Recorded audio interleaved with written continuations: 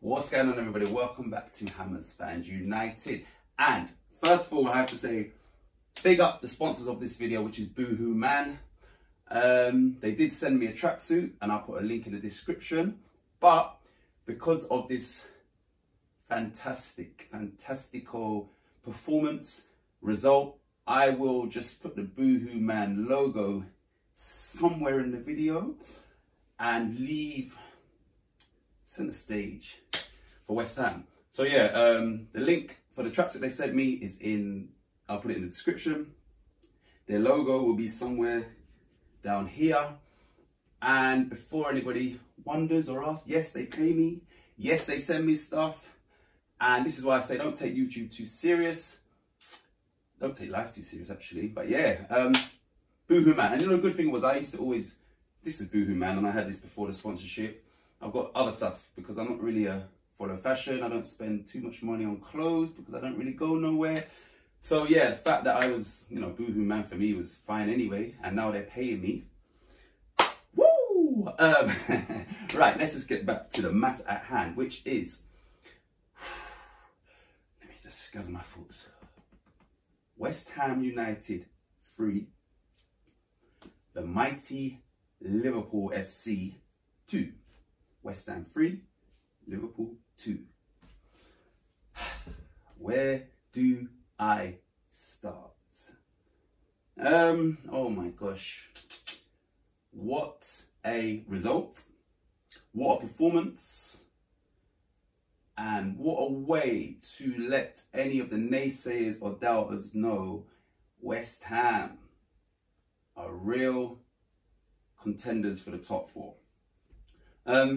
I'm going to try and keep this video very positive because of everything that's going on with me and West Ham. So, but I will say, realistically, title contenders, no. But top 4 contenders, yes, we are. Teams are going to be worried, and rightly so. There's so many positives as to why this was such a great result. The fact that Liverpool were, and I'm sure I'm correct in saying this, 25 games unbeaten in all competitive football. That's, you know, that goes back to last season. They are, yeah, probably, or were the form team, maybe still are, in world football. And that, you know, that's the likes of City, Real Madrid, Bayern Munich. Their record in the last 25 games is better than all of those teams. So the fact that we come off a Thursday night game in Belgium and had a very, very shaky first half.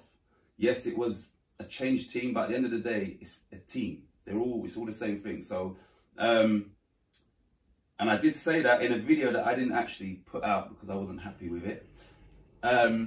Just there's a little few blemishes. But yeah, so I think that Moyes would have used that as a motivation, as a tool, you know, a wake-up call for West Ham to start like that against Liverpool, you're in trouble. Okay, let's just get into let's go to the goals. So obviously we scored after 5 or 6 minutes. Great corner from Pablo Fornals, who I thought was tremendous.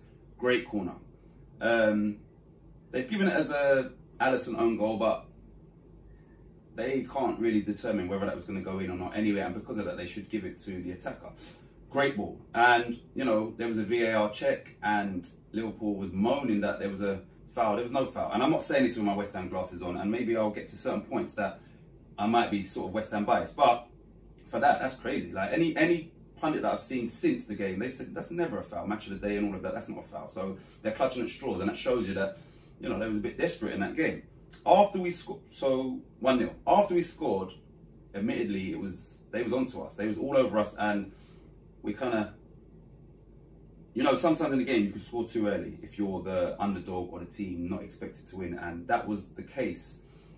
And, you know, they was onto us, and they had a lot of the ball, and even when we did get the ball, we was giving it back to them, whether that was directly back to them or, you know, trying to go long, and you know, they was just getting possession straight back.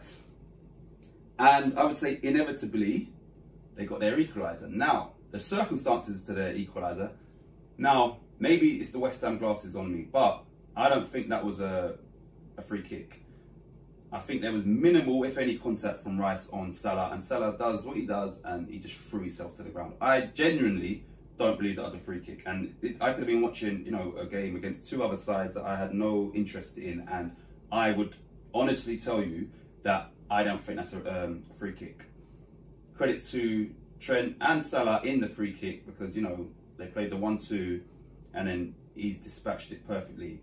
West Ham players jumped, Declan Rice got the closest to it, dunked, and even tried to, you know, put his head towards the ball, couldn't get it, and it's gone in. It's a great goal. Like, I'm not going to hate on the fact that that was a great goal. I'd love West Ham to score a goal like that. But yeah, it was a great free kick. Then I was sort of worrying, but you know what happened was they scored that goal, and then West Ham actually started to go for it. Like, that was like what we probably needed. And yeah, the game became more even. They were probably still shading it, but you know, I was like, okay, now we're actually coming to the party, because yeah, up until that point, it was kind of all them. And yeah, it was a good half of football. Now, there were talking points in that half, and I don't know if I'm going to get these in chronological order, but the first one I think was Creswell's tackle on Henderson. Now, in my eyes, it looked like he went for the ball, maybe, you know, slightly aggressively, and then as he's made contact, his foot looked to have... Let me get the ball. Right. It's always good to have a prop. It looked like, as he's come in, his foot hit the top of the ball and bounced up. And then that's, you know, made his body to go out of control and his legs split. Now, like I said, this may well be me and my West Ham hat, but if you watch it back, as soon as I saw it, I thought that as well. Like, not the initial one, but the replay. It looked like his foot bounced off the top of the ball, which is, you know, that's 9 times out of 10, that won't happen. So watch it back, and, you know, if you want to feel free in the comments, let me know what you think. And then other talking points was this. Now, once again, this could be a West Ham hat, but Ogbonna was already injured. He got injured, his knee, it looked like. That was, you know, purely accidental. And he came back on the pitch. And then not long after that, him and Jota sort of backed into him for the ball. And after the initial challenge had gone, it looked to me like Jota had thrown his elbow back. And obviously that's caused Ogbonna to come off the pitch and couldn't take no further part in the game.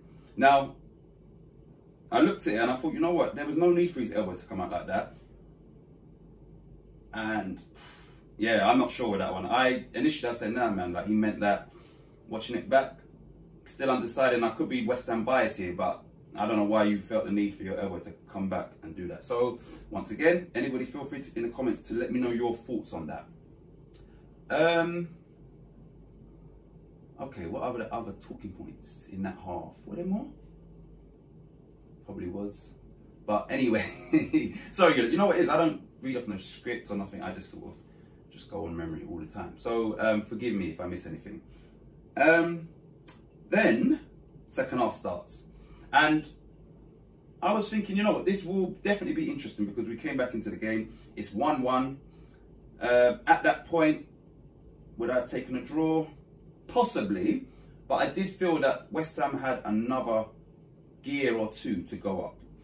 Now, it started off well, like we looked, you know, like it was an even game, and then we got a fantastic second on our behalf. Now, Jared Bowen done fantastic to break. He carried the ball for about 40 yards and picked out a perfect ball, the weight of pass to Pablo Fornells, who once again kept up with Bowen. He's done it against Villa to get his goal. Kept up with him, stayed on side. Now, initially, Antonio possibly would have been on side, and I'm glad he didn't make any intention to run to the ball. And Fornells, to his credit, took it forward, hit it with his left foot, because he'll use either foot. And Alisson gets a hand to it, but it goes in. So on our part, it was a fantastic goal. Should the keeper have done better? Possibly, but the shot was low, and he's hit it well. So maybe the keeper possibly could have done better, but all credit goes to Jared Bowen, Pablo 4-0s, and it was a counter attack. I can't fully remember. I'm sure we picked up on the edge of our box and broke on them. And then I was thinking, you know what, we might do this. And then I was still thinking, and I was going to message Davey and say, you know what, we need a third goal. We do, because, you know, I know Liverpool is going to have moments in the game, and I'm thinking they're definitely going to score. So we need a third goal. And it didn't take too long for that third goal to come. And once again, Jared Bowen took a corner, and the corner was fantastic. Pace, power, swerve, accuracy. Watching it back, I see that Antonio done his job by pinning Alisson without, you know, fouling him. Declan Rice done amazing. He blocked off someone, but just enough that you can't deem it a foul. So that's clearly been working on the training ground. And then obviously Zuma at the back post puts it in. So yeah, like as a set piece, that was clearly well thought out. It wasn't just, you know, like let's put it in a danger zone and hope we get, no, they planned that. And like I said, Antonio, Rice, Bowen as the taker, and Zuma, they all played their part. Now, probably elsewhere in the box, other people played their part, but the bits that stood out was Antonio, Rice, and then obviously Kurt Zuma. Then I thought, you know what, there was still time to go. I think that was 75th or 70th, whenever it was. I thought, you know what, there's a lot of time in football. Probably 20 minutes, including the injury time. So even then, was I comfortable? No.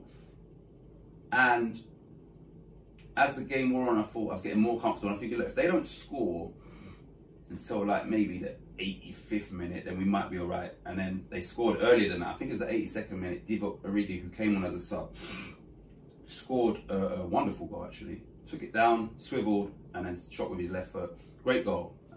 Just on a side note, in January, would I take him at West Ham? All day long, I'd take him at West Ham.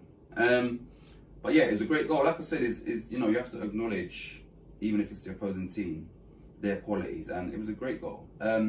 Fabianski he went to dive, and I think he realised this is so far in the corner that even diving full stretch, I'm not going to get this ball. So, you know, he beat the keeper, left him stranded. After that, I was very nervous, and we had a few sort of breaks. They had a few little moments, but, you know, credit to West Ham, we saw out the game. Now, that's the game covered, obviously, not too much in depth. There was a stat that I had, that's the stat. West Ham only had 3 corners in that game. 3 corners in that game, right? We scored from the first one, which is 4-0s. We hit the bar from the second one, which was 4-0s again, and Rice header hit the bar. And from the third one, Kurt Zuma scored. So as a, you know, as a ratio, chances or goals from set pieces in that particular one game, 3 corners, 3 chances created, and 2 goals. That is phenomenal. So like I said, not only are West Ham doing what they need to do tactically on the pitch in the, you know, in play, but you know, like the set pieces and stuff, they're clearly working on them and getting it right. So full praise for everybody. Now, you know me, I don't really want to spend too long. Okay, I don't really want to spend too long on the video, but I have to. I've said it in the last video, but I have to say it now. I name David Moyes David Messiah, because he's the Messiah. Like, this guy is just I don't know what to say. I really don't know what to say. And you know, he had a bad time with Sociedad, Man United, Sunderland, and sometimes it's very hard to come back and you know, start again basically. And some managers, that I think Mourinho is one of them, they sort of get stuck in their ways and they get left behind in regards to how the game changes slightly. You know, football's a simple game. Moyes, to his credit, I think he went away. He done a bit more studying of the game, freshened up, and then he's come back. And he came back to West Ham. Like I said, there was no ego on his part. There was no ego on the owner's part to bring him back. And he came back with a mission and a plan, and that was, let me do it my way. Let me do what I do. And I still don't think he's fully executed that plan, because he took over a squad. You know, he would have said to the owners, look, Felipe Anderson and Sebastian Haller, I know you spent 80 million on the 2 of them, but they're not going to fit into my team. They're not going to fit into my philosophy, and we have to cut our losses. You know, sell them, and then rebuild. Like, it is what it is. Like, you know, sometimes you get these Soufals, 5 mil works out, and that's a, you know, it's a bargain. And then you get others that just don't work out, and you have to cut your losses. I think he would have sat down and said to them and explained why we have to go down that route. And ultimately, it's paid off, because if we would have kept those players, we wouldn't be where we are today, and other players might not have got their chance to show what they can do. So, full praise to David Moyes, but clearly the backroom staff as well. You know, there's more Pierce, there is Nolan. Yeah, we've got, you know, managers, people that have been managers are now part of our backroom team. So we've got a backroom team full of managers, and, you know, they all complement each other very well. And I just think that, yeah, West Ham as a whole is very, very united, and that's, you know, that's the backroom staff and the team and the squad. It's a fantastic result, and, you know, some people may overlook it, not West Ham fans, and forget how big a win this is. I think that, you know, the neutrals around the country were probably supporting West Ham. The rivals, which is, you know, your Chelsea, your Man City, they were probably supporting West Ham, because, you know, they know that Liverpool are, between Liverpool, City and Chelsea, I think that's one of those is going to win the league. So the fact that we've taken points off them, I think City and Chelsea would have loved that. Yeah, there's not really much more I can say apart from that is an outstanding result, an outstanding performance, and West Ham are rubbing shoulders and mixing it with the upper echelons of the Premier League. It shows that last season wasn't a flash in the pan. There's still more to come from us, and we need, you know, I said this last season, I still feel that, you know, we're only a few injuries away from, you know, things not looking nowhere near as bright. We need a striker, and that's what I would take Divock Origi, only because I think we could get him fairly cheap, and he's got Premier League experience as well as Champions League experience. Jesse Lingard, he would be another one through the door at the right price, because I think West Ham hold all the cards now, because he's not playing at Man United. He's only got, I don't know, 6 or 8 months left of his contract, and Man United are not going to play him. He's certainly not in a 5-3-2 or a 3-5-2 formation. He's not going to be playing. So, and a left back. We need a quality left back that could, you know, cover if Cresswell, who's done fantastic, is, you know, injured. So, the whole team done amazing. Fabianski, I'm not going to fault you at all. Ben Johnson, some people seem to think he's 19. He's not. He's 21, and he's only 11 months younger than Declan Rice. But he's still a youngster. But yeah, yesterday I was on a live on West Ham Random, and people thought he was 19. He's not. He's 21. But he's still a boy, and he's taken his chance with both hands. And well done to you, my friend. Good, like good. You know, I love Soufal, but I also love that fairness, and yeah, he staked his claim and he's taken it. Zuma, jeez, what a signing, you know, and that's why you pay top dollar. That was always Moyes' target, and it shows why. Like, you understand, like, quality pays off, and you brought in a major player there. He was fantastic yesterday. What a player, what a performance. Love him. Ogbonna, I felt for him, man. Like, you know, he tried to play on with the knee injury, and you could clearly see, like, nah, he's not gonna. And, you know, Salah and all the little jinky movement, that knee's gonna probably be made worse. So Jota, you may have done us a favour by doing that, because him coming off the pitch may well have saved his knee from getting any further injury. But Ogbonna, fantastic. And you know what I thought? Now that he's gone, we're in big trouble.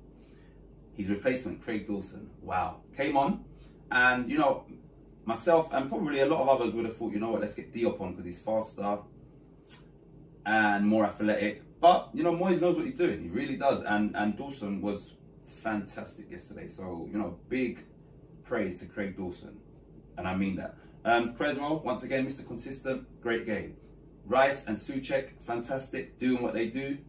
Rice was unlucky not to get a goal. Both of them, fantastic game. And you're playing against Liverpool, remember that. Ben Rama, He started off a bit quiet, you know, grew into the game, some fantastic touches, and, you know, he's another one. Great game. Great game. Bowen, I think, right, Bowen was fantastic yesterday. He got 2 assists and was a constant menace to Liverpool. He's, you know, he's a strong runner, he's powerful, works hard, and he can use either foot. I think Bowen was amazing yesterday.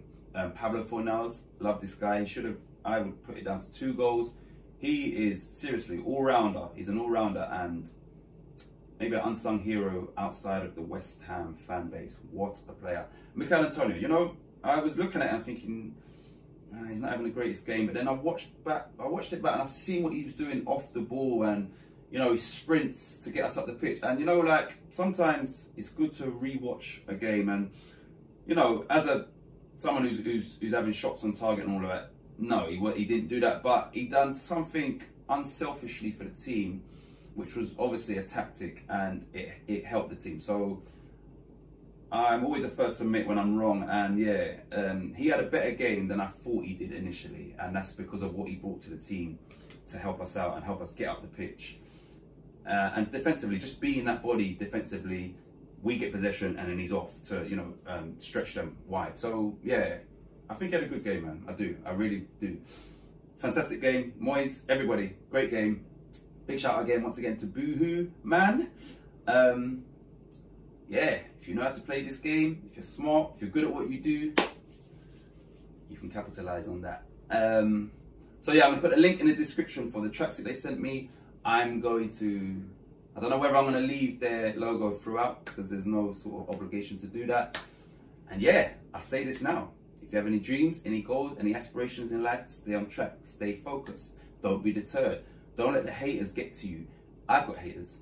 I've got West Ham fan channels that are haters, and I know that. I'm very smart, very, very intuitive. I know that.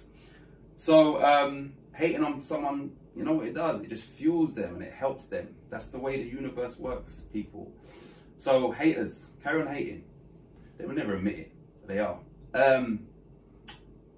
But yeah, stay on track, don't be deterred. And what I mean by that is, don't let no one burst your bubble. We are forever blowing bubbles. International break, what a way to go into the international break. And I love it when we win going into the break, but beating Liverpool, going into international break, splendid. Yeah, hi haters. Oh gosh, and yeah, the next game is Wolves away. We get a nice break. Come on, your eye.